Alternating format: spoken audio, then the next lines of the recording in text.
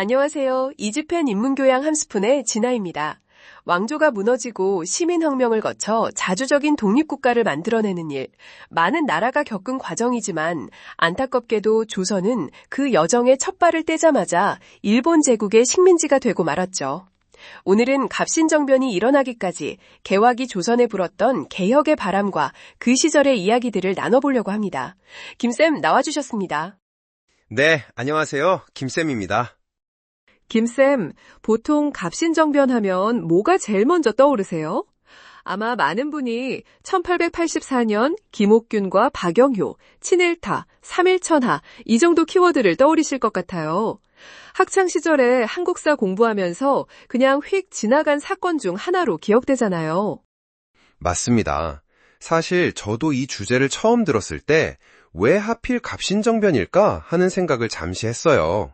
그런데 깊이 들여다볼수록 질문이 꼬리에 꼬리를 물더군요. 이 정변을 모의했던 사람들은 과연 누구였을까? 그들을 단순히 친일 세력 혹은 친일파라고만 평가하는 게 과연 타당할까? 하는 의문이 들었습니다. 실패하면 목숨을 잃는 건 불보듯 뻔한 일이었을 텐데요. 그렇죠. 목숨까지 걸면서 이토록 무모한 일을 벌인 이유가 뭘까? 그 개화기 지식인들의 절박함이 궁금해졌습니다. 그리고 이런 질문들을 파고드는 궁극적인 목표는 따로 있었습니다. 우리가 흔히 조선이 일본의 식민지가 된 건 왕조 말기 지배층이 너무 무능해서야 라고 스스로 평가하잖아요. 과연 이게 전부일까요?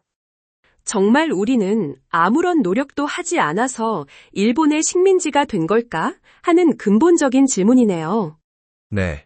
생각해보면 우리는 거대한 황제의 나라인 중국을 바로 옆에 두고도 수천 년 동안 단 한 번도 나라를 통째로 빼앗긴 적이 없었던 민족입니다. 그런 우리가 어쩌다가 일본에 무릎을 꿇게 된 걸까요? 이 비극적인 결론이 나기 전에 우리 안에서 꿈틀거렸던 움직임들에 대해 우리가 과연 제대로 알고 있는지 묻고 싶었습니다. 모든 모순이 폭발하던 그 시기에 우리가 결코 가만히 있지만은 않았다는 것을 확인하고 싶으셨던 거군요. 맞습니다. 서구 열강의 압박은 점점 거세지고 청나라와 일본은 한반도를 두고 힘겨루기를 하고 있었죠. 러시아와 미국, 영국까지 조선을 손에 넣으려고 주시하던 때였습니다. 내부적으로는 봉건제의 모순이 극에 달해 있었고요. 그 당시 우리 처지가 너무나 안타깝게 느껴졌습니다. 역사를 되돌릴 수는 없지만 왕조의 몰락에서 식민지로 이어진 그 치욕의 역사 때문에 우리 안에 오랫동안 자리 잡은 패배주의만큼은 더 이상 용납하고 싶지 않았습니다. 갑신정변의 주역들인 박영효, 서재필, 김옥균의 얼굴이 보이네요. 그럼 갑신정변이 정확히 어떤 사건이었는지 한번 짚어주시죠. 갑신정변은 1884년, 즉 고종 21년에 일어난 사건입니다. 김옥균, 박영효, 홍영식, 서광범, 서재필 같은 급진 개화파가 주도했죠. 목표는 명확했습니다. 청나라의 내정 간섭에서 벗어나 완전한 정치 외교권을 확보하고 조선을 개화시켜 근대 국가로 나아가자는 것이었습니다. 하지만 결과는 우리 모두가 알다시피 삼일천하로 끝났죠. 네. 1884년 12월 4일에 시작된 정변은 청나라가 군대를 동원해 개입하고 또 백성들의 지지를 얻지 못하면서 단 3일 만에 실패로 돌아갔습니다. 이 갑신정변은 개화기의 매우 상징적인 사건인데요. 보통 개화기를 1870년대부터 1910년까지 대략 30년에서 40년 정도 봅니다.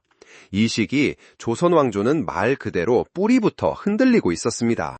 원래 조선은 왕을 중심으로 관료들이 관력을 견제하는 아주 견고한 국가체제를 가지고 있었잖아요.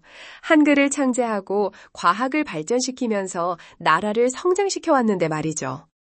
하지만 조선 중후반기에 세도 정치가 나타나면서 모든 시스템이 무너졌습니다. 요즘 말로 하면 국정농단 사태와 비슷하다고 할 수 있어요. 권세를 가진 특정 가문이 권력을 마음대로 휘둘렀고 그 틈에서 온갖 부정부패가 판을 쳤습니다. 당연히 백성들의 삶은 피폐해졌고 곳곳에서 밀란이 일어났죠.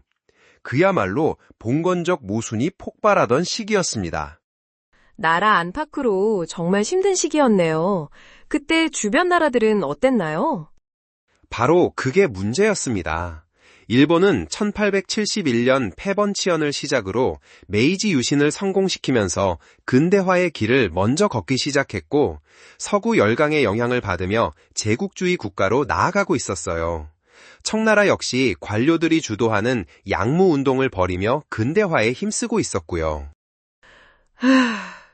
그런 일본과 중국이 호시탐탐 조선을 노리고 있었고 그 와중에 조선의 지배층은 또 일본파와 청나라파로 나뉘어 서로 으르렁거리고 있었던 거군요.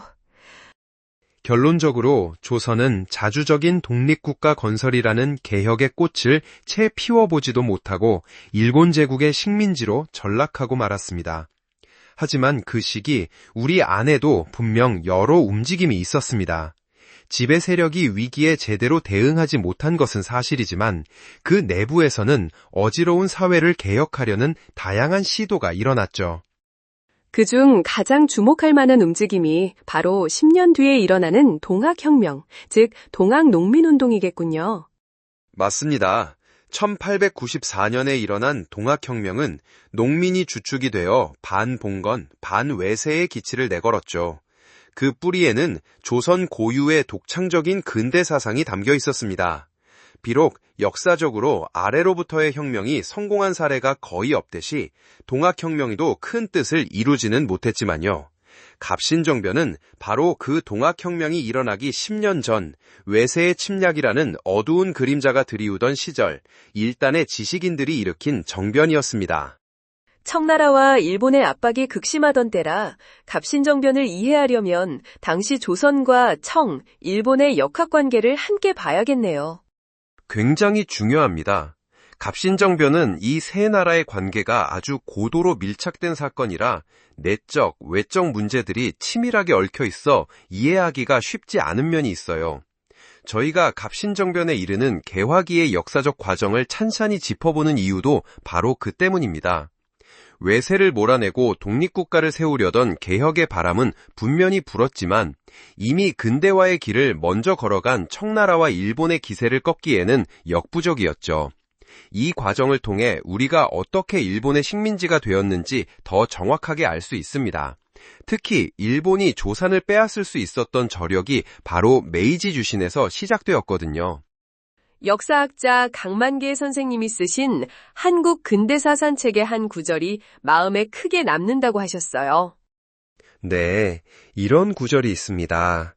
실제로 개화기 역사를 읽다 보면 가슴 한구석이 답답해진다. 동화식으로 이야기하자면 당시 우리나라의 처지가 사나운 늑대 떼에게 포위된 한 소년의 모습을 연상케 한다.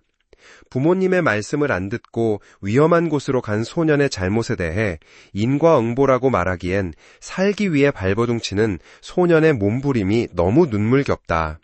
그 소년은 나름대로 꾀를 내보기도 하지만 다 실패로 돌아가고 특히 늑대의 밥이 되고 만다. 아, 정말 가슴 아픈 비유네요. 살기 위해 발버둥치던 소년의 몸부림. 갑신정변을 비롯한 개화기의 수많은 노력을 그렇게 바라봐야 한다는 말씀이시군요. 네, 그렇습니다.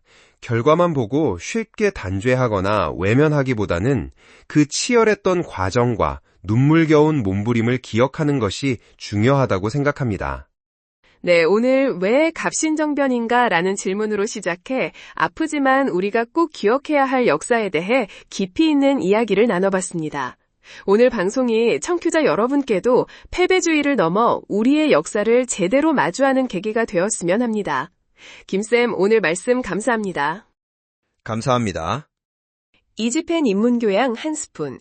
다음 시간에 더 유익한 내용으로 찾아뵙겠습니다. 고맙습니다.